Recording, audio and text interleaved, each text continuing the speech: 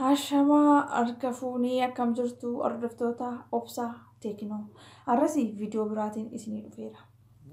Garuu viidiyoo kiyya jalqabaa irratti namoonni baay'een komii fi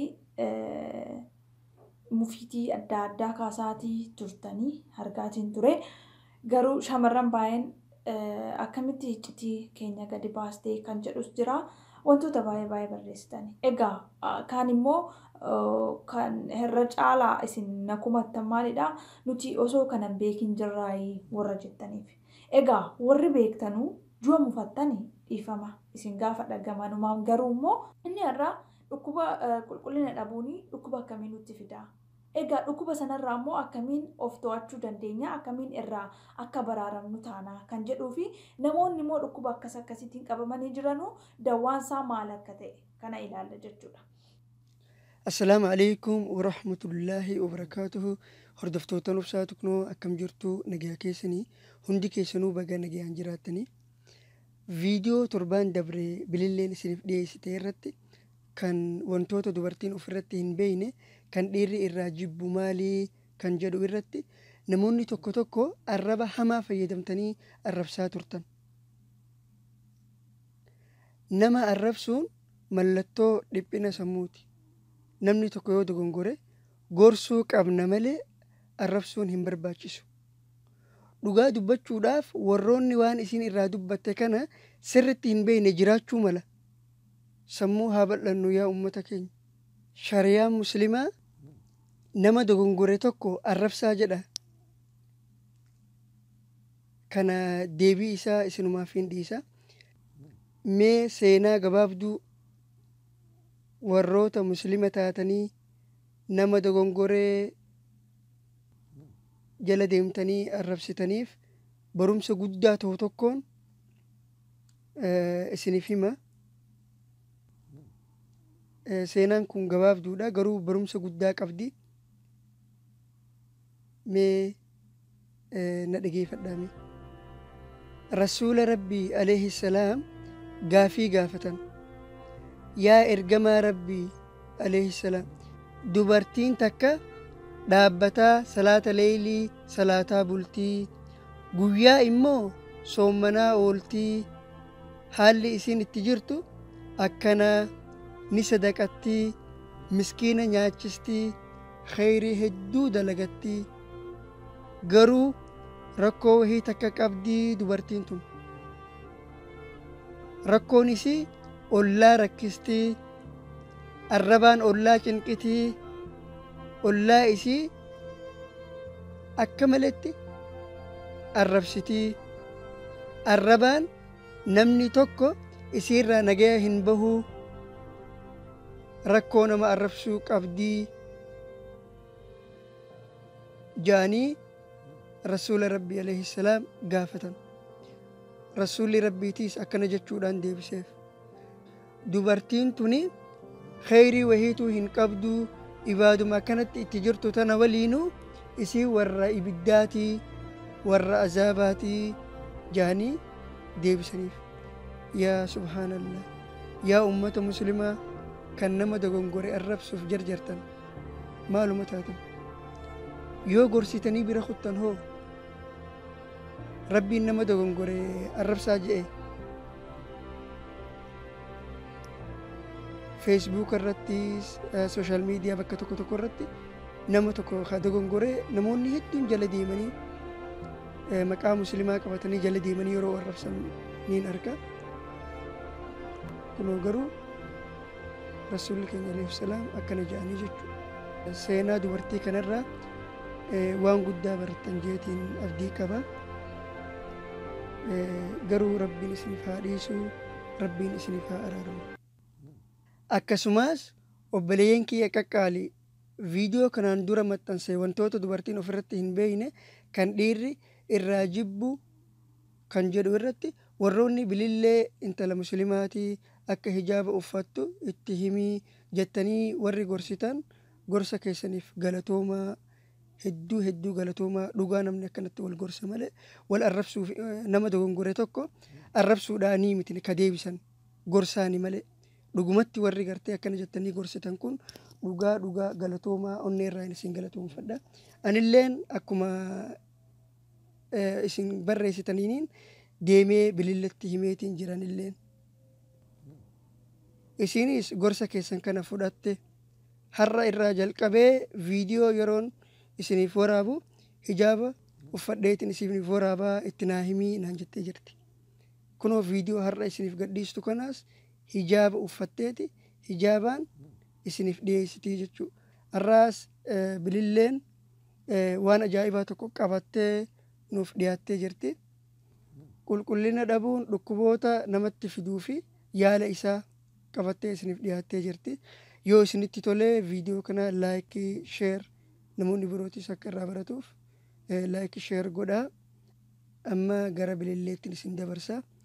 Irraa baradhaa barumsa gaarii isiniif haa ta'u. Hashamaa harka fuunii akkam jirtu hordoftoota obsaa teeknoo. Har'as viidiyoo biraatiin isinii dhufeera. Garuu viidiyoo kiyya jalqabaa irratti namoonni baay'een komii fi mufiitii adda addaa kaasaatii turtanii argaatiin ture. Garuu shamarran baay'een akkamitti iccitii keenya gadi baastee kan jedhus jira. Wantoota baay'ee barreessitani. Egaa kaan immoo kan irra caalaa isin nakumattan maalidha? Nuti osoo kanan beekin jirraayii warra jettaniif. Egaa warri beektanuu jua mufattanii dhiifama isin gaafa dhagamanumaan garuu immoo egaa ati wanta ati beektuu ani beekuu dhiisuu danda'a. Wanta ani beeku immoo ati beekuu dhiisuu dandeessa. Kanaafuu namni waan beekuu fi waan hin beekne osoo ol barsiisee gaariidha jedhee waan yaadee fi barumsa sana kan dabarse. Akka mana keenyaatti nuti wanti nu beeknu namni martuun beeka jennee yaaduu osoo dhiifnee gaariidha. Fakkeenya wanta mana kiyyaatti godhamu hundi mana abbaa ebeluutti mana ekeleetti akkas godhama jechuu hin dandeenyu. Kanaafuu nama parsantii 100 keessaa parsantiin 20 namni hin beekne jiraachuu danda'a. Kanaafuu warri sun akka dhagaanuu fi akka irraa baratan barbaadeeti. Har'a immoo viidiyoon isinii qabadhee dhufe. Qulqullina rakkoon inni nutti fidu. Rakkoo qulqullina dhabuunii fi wantoonni garaagaraa wantoonni akka wanta inni nurratti fidu jechuudha. Miidhaa akkamii nurratti fida. Kuni dhiiraa fi dubartii hin jedhamu. Fakkeenya dhiirattis amma dhukkuba qulqullina irraa gara caalu kitaaba adda addaas dubbistanii yoo ta'e ani amma calliseetii miti akkasitti kan isinitti maaru muuxannoon qaburraa kan isinii qoodu. Kitaabas dubbisuudhaan wantoota garaagaraa irraas ilaaluudhaan jechuudha. Fakkeenya dhukkubni qulqullina irraa dhabuurraa dhufu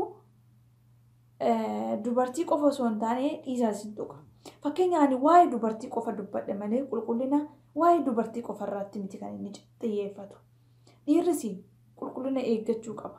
Qulqullina gaafa jennu ani dubartii waan ta'eef waan dubartii irraa dubbadhe malee dhiirri gonkumaa qulqulluudhaa mudaa hin qabu jechuu miti. Kan dhiiraa osoo dhiirri dubbatee jedheeti. Ani dubartii waan ta'eef waan dubartii mara waan beekuuf akka martuu irraa baratuuf dubbadhe jechuudha. Inni irraa dhukkuba qulqullina dhabuuni dhukkuba akkamii nutti fidaa? Egaa dhukkuba sanarraa immoo akkamiin of to'achuu dandeenya? Akkamiin irraa akka baraaramnu taana kan jedhuu fi namoonni immoo dhukkuba akkasiitiin qabamanii jiranuu dawaan isaa maal akka ta'e kana ilaalla jechuudha. Fakkeenya dhukkuba qulqullina dhabuuni dhukkuba fangasiitiin nu saaxila. Fangasiitiif nu saaxila. Fangasii jechuun hin beektan yeroo baay'ee.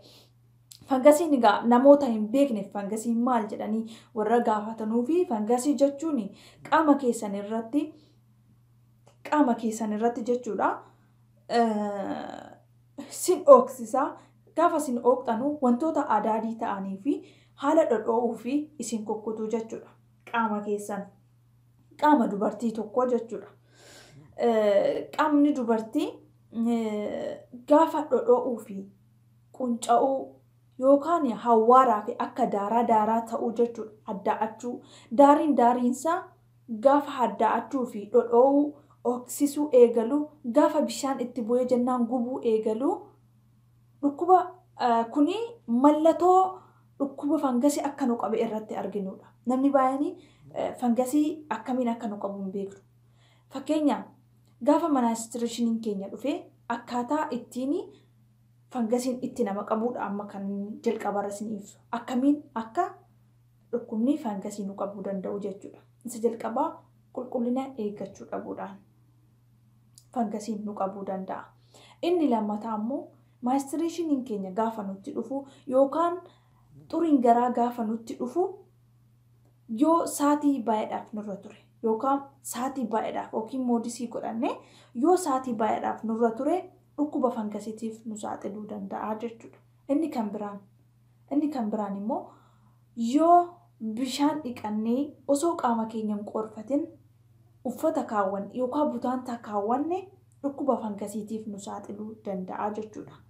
Inni kan biraan immoo gaafa qaama keenya dhiqannu yoo saamunaa fi wantoota urgaa qaban qaama keenyaa fi wantootni urgaa qaban akka looshinii, akka vaaziliinii, akka wantoonni garaagaraa dhukkuba fangasiitiif nu saaxilu yoo qaama keenyaa qaqqabanne yookaan dibanne jechuudha. Fakkeenyaaf saamunaa baay'ee foolii qabu yoo fayyadamne irra ta'e qaama keenya keessa galshinee dhiquun gaarii miti. Dhukkuba fangasiitiif nu saaxila jechuudha. Qaama keenya keessa saamunaa urgaa qabu dhiqachuun jechuudha. Dhukkuba fangasiitiif nu saaxila. Inni kan biraa ammas yoo looshinii dibanna ta'e namni baay'een dubartiin baay'een looshinii qaamaatu jira. Gaafa qaama keenya dhiqannee kaane akka qaamni keenya lallaafuu fi maal goona looshinii dibannaani. Looshinii gaafa qaama keenyatti dibannu gara qaama keenya saalaatti osoo geessuu dhiifne warri shamarranii jechuudha. Gara qaama keenyaatti yoo geessine suni fangasiidhaaf nu saaxilaa jechuudha. Fangasiidhaaf nu saaxila. Garuu fangasiin nu qabu immoo akkamitti beekna? Fangasiin gaafa si qabu si oksisuu eegala. Isa jalqabaa si oksisa jechuudha. Si oksisaa gaafa ati hooqxu dhiiguu fi bishaan ba'u. Fakkeenya daariisaa yoo si oksisuu eegala. Jalqaba daariisaatu si oksisuu eegala. Daariin gaafa si oksisuu deemu gogaan irraa qunca'u suni adaadii isaaniiti. Akka daakuu jechuudha. Akka daakuutti ba'uu eegala. Ilaaluu hin dandeessa. Gaafa hooqxoon si eegalu shakkuu eegaluu qabda jechuudha. Akka fangasiin si qabuuf deemu akka daftee dawaa barbaaddachuuf jechuudha. Inni kan biraan immoo maalidhaa?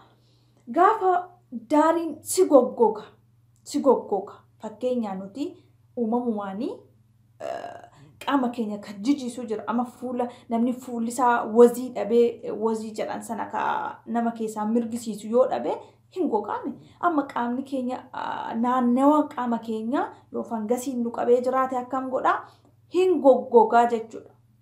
Ofumaa isaa goggoga. Gaafa gogiinsa irraa kan ka'e immoo dhodhoo'uu eegala. Daariin daansisaa dhodhoo'uu eegala. Gaafa bishaan dhiqattu bakka dho'aa sun si gubuu eegalaa jechuudha. Si gubuu eegala.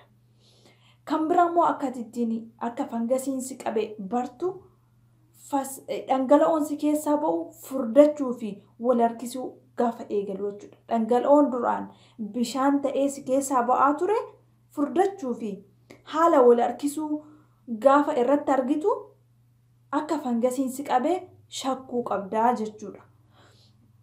Inni kan biraan immoo fincaan si gubuu. Gaafa fincaantu gaarumaa gaafa fincaanuuf teettu si gubuu. Fincaan si gubuun akka fangasiin sirra jiru agarsiisaa jechuudha. Kanaafuu namoonni amala akkasii ofirratti argitanii daftanii ogeessa haasofsiisuu qabdu jechuudha. Ogeessa fayyaa haasofsiisuu qabdu, mana haakimaa deemtanii dawaa barbaaddachuu qabdu jechuudha. Warroonni amala akkasii ofirratti argitanii jechuudha. Inni kan biraan immoo dawaan isaa maalinni yoo nu qabeeyoo dawaan isaa maali? Fakkeenya mana haakimii gaafa dhannutti fakkeenya osoo mana haakimii dhaquun irra filatamaadha. Ogeessa fayyaa haasofsiisuun irra filatamaadha. Garuutiin namoonni fakkeenya biyya Arabaa keessa jirtan isiniin mijatu maal isiniin ta'u ta'e maal gootanii iyyaaltanii garuu kun yaalii baay'ee keessaa nama baay'eetu ittiin milkaa'a jechuudha. Nama baay'ee keessaa nama xiqqoot ittiin milkaa'a wanta akkasii. Fakkeenya gaafa maal goota sukkaara baay'isuu dhiisuudhaan intinisaa qannasaa deema jechuudha. Fakkeenya dhukkubni fangasii kun sukkaara waan mimmi'aawoo jaallata.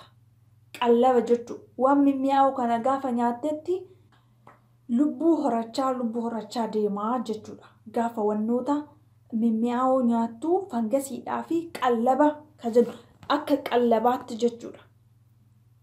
Akka qallabaatti isa fayyadaa jechuudha. Kanaafuu wantoota sukkaara qabanu xiqqeessuudhaan dhukkuba fangasii akka inni nurraa wannoo godhu gochuu dandeenya jechuudha. Erga nu qabee boodadha kun malee jalqaba sukkaararraa miti kan inni nama qabu fangasiin. Garuu erga nama qabee ka'een wantootni mimmi'aawoon isaaf akka inni babal'ifatu bakka babal'ifatu isa godha waan ta'eef. Kanaa jechuudha. Inni lammataa immoo maal goonaa? Gaafa butaantaa nuti fayyadamnu butaantaa ho'a fakkeenya butaantaa of keessatti intini qabachuu danda'an. Fakkeenyaaf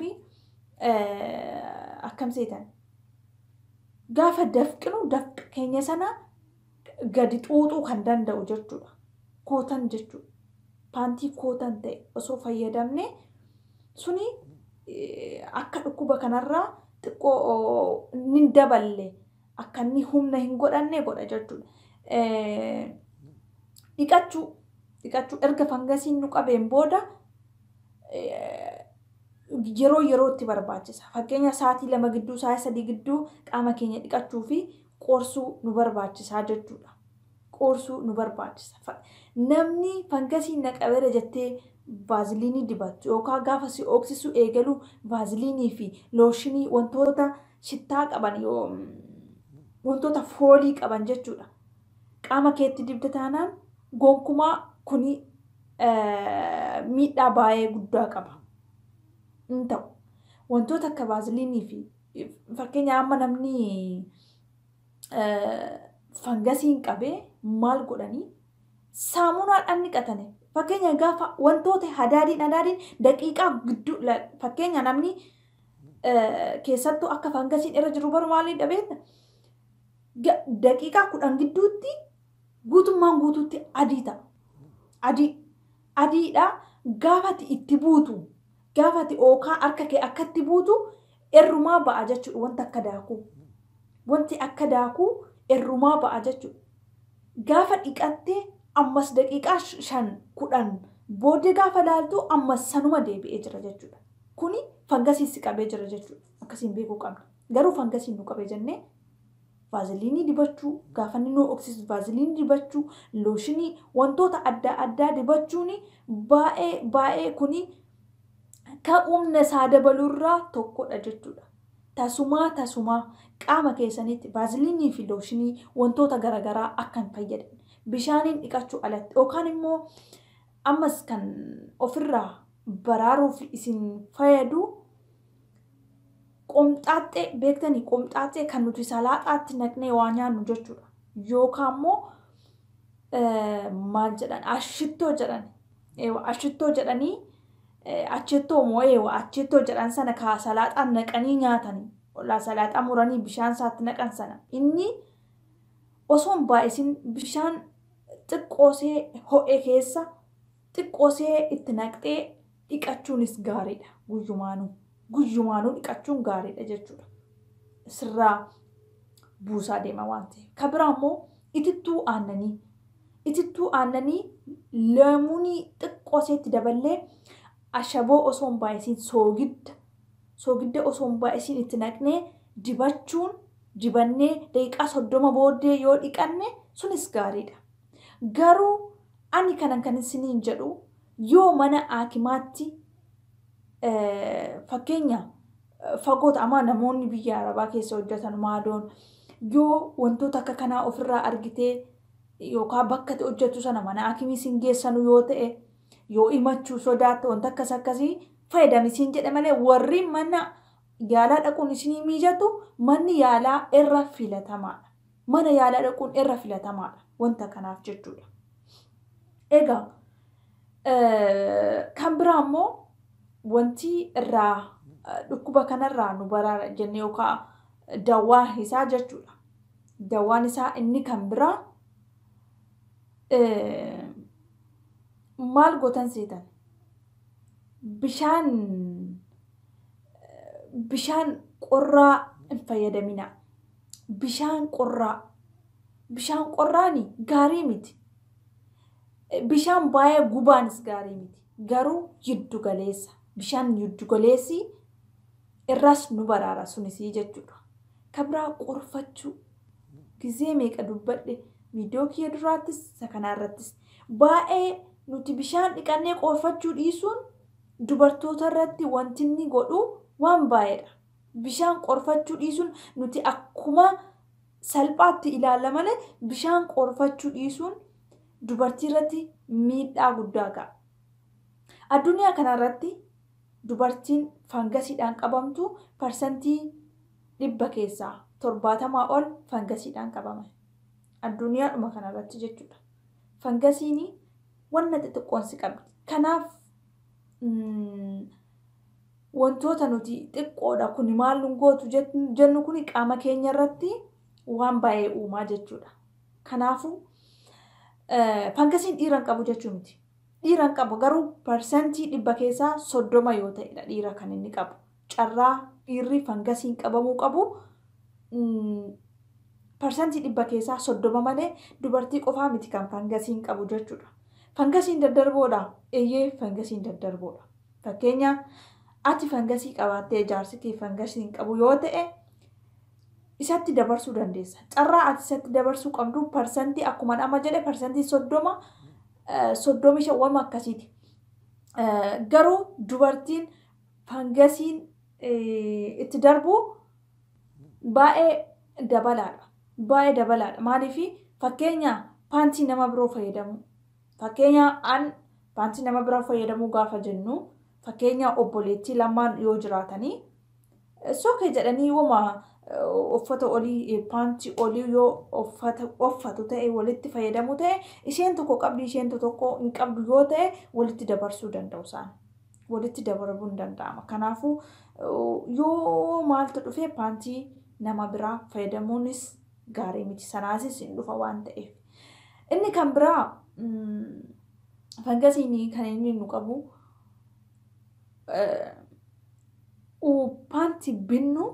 paantii binnu osoo miiccinees gaariidha.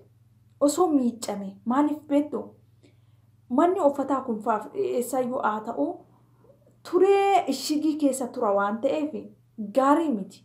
Akkuma binneen uffata uffachuun akkuma binneen wantoota qaama keenyatti haananu akkuma binneen osoo uffachuu dhiisnee gaariidha. Miiccinee osoo uffannee sunillee tooftaa antinirraa of eeguu fangasirraa of eeguu isa tokkodha. Egaa fangasiin kun tasumaa ani amma kan jedhu erga nu qabee fi akkamiin akka nu qabuudha.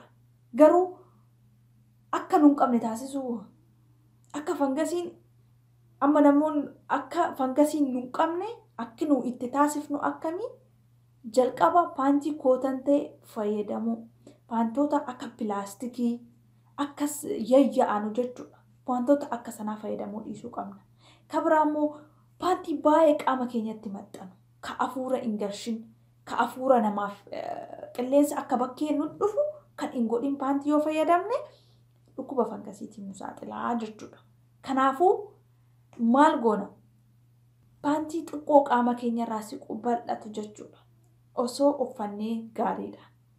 Inni lammataan immoo fangasiirraa of baraaruu fi wantoota garaagaraa fakkeenyaaf gaafa raftanutti uffata gadhiisaa amma fakkeenyaaf uffata bijaamaa akkas gadi dhiisaa yoo uffanne paantii jalaan uffachuu akkas jechuun keenya ijoolleen shamarranii bakka dhiirri jirutti paantii baasaa rafaa jechuu kiyya miti. Fakkeenya mana firaa dhattee paantii baasii rafin jenne yookaan mana ollaa mana hiriyaa keetii osoo hin taane mana kee amma shamarran tokko yoo kilaasii qobaatti qabdi ta'e yookaan mana maatiisii ta'ee ka'e mana maatiisii ta'e kan isiin raftu yookaan obboleettiisii waliin yoo ta'e waan tokko rakkina qabu paantii baastee uffata muluu uffachuu jechuudha. Maaliif shamarroonni nuti yeroo baay'ee paantii kaa'annee ollee kaa'annee bullee jechuun yoo jijjiirannellee jijjiirannee dhuma yaa'u inuma kaa'anna jechuudha yeroo mara suni gaarii miti akka qilleensa nuti hin arganne bakkeedha akka qilleensi hin dhufne gochaa jirra jechuudha. Sanaafuu akka fangasiin nu qabuuf kunillee sababa ta'uu danda'a jechuudha. Kanaafuu maal goona nuti gaafa mana keenya keessa jirrutti gaafa mana maatii keenya yookaan mana keessattillee amma mana jaarsi kiyya qofa keessa jiraata jennee yaadnu homaa tokko rakkoo hin qabu jechuudha. Garuu bakka mana namaa dhattee yookaan bakka dhiirri jiru osoo beektuu ofirraa baasuu hin jenneen wanta akkasii osoo hin taane mana kee keessatti mana ani firiidha jettee yaaddu keessatti guyyumaayyuu uffata gadhiisaa kaattee yeroo baay'ee osoo hin taane yeroo tokko ofiif akka qilleensi si seenuufillee namni uffata ofitti maxxanaa uffachuu dhiisee osoo qilleensa of galchee gaariidha jechuu kiyya. Egaatiin egaa akkuma duraan dubbadhe intiniin suni fangasii maalirraan nu qabuu danda'a? Qulqullina dhabuurraan of qaqqabuu dhabuurraan illee akka ka'uu danda'u isinii ibseera. Egaatiin warri fangasiin akkamitti nu qabuusaa akka barullee isinitti meera akka nu qabuusaatti baru wantoota adaadii nurratti mul'atu nu oksisu gaafa dhiqannee daqiiqaa 10 booda ilaallu guutummaan guututti adii ta'ee nutti mul'achuun fangasiin akka nu qabee yookaan immoo dhangala'oon nu keessaa gadi ba'u furdachuu fi walirraa ciccitoo yookaan wal harkisuu amala akkasii yoo nutti fide nuti fangasiidhaan qabamnee jiraachuu shakkuunii fi hakiima deemanii gaafachuun barbaachisaadha jechuudha. Kanaafuu ani viidiyoo biraatiinis isinii dhufuu danda'a. Garuu yaada keessan barreessaa. Akkuma arra nuti kana wallaallee arra isiniin jedha viidiyoo kiyya jalqabaa irratti nuti kana ni beekna kana hin wallaallee jettan. Egaa namni hin beekne akka irraa baratu barbaada viidiyoo kiyyarraa malee wanna tokko miti. Namni kana hin beekne jiraachuu danda'a. Fakkeenya namni fangasii ofirraa osoo qabu akkaataa itti baru wallaalee taa'aa jiru ta'uu danda'a. Ookii dhukkuba biraa itti fakkaatee waan isaa wallaalee kan harkaa bade jiraachuu mala. Kanaafuu kun namni akkasii akka irraa baratu barbaadeetanii barumsa kana kan dabarsu jechuudha. Kanaafuu warri isinitti tole laayikii fi sabiskiraayib godhaa yuutuubii chaayinaalii keenya. Karaa obsaa teeknoo barumsa adda addaa isiniif dabarsa. Dubartoonni akka irraa baratanuuf jechuudha. Egaatiin barumsa namni gaafa isiniif dabarsu barumsi erga barumsa jedhanii wanti qaanyii yookaan immoo kuni safuu jedhamu hin jiru. Barumsi barumsa. Barumsiniif safuun walitti hin dhufan. Kanaafuu wantoota nama barsiisuuf yaaltu tokko harka irra qabaa kan iccitiidha jettee dhoksaa nama barsiisuu hin dandeessu. Suni barumsa hin jedhamu jechuudha. Dhiifama. Kanaafuu waan na dhaggeeffataniif galatoomaa yaada qabdanu akkuma viidiyoo duraa irratti barreessitanitti asirratti illee barreessaa. Sabiskiraayib godhaa, laayik godhaa, galatoomaa.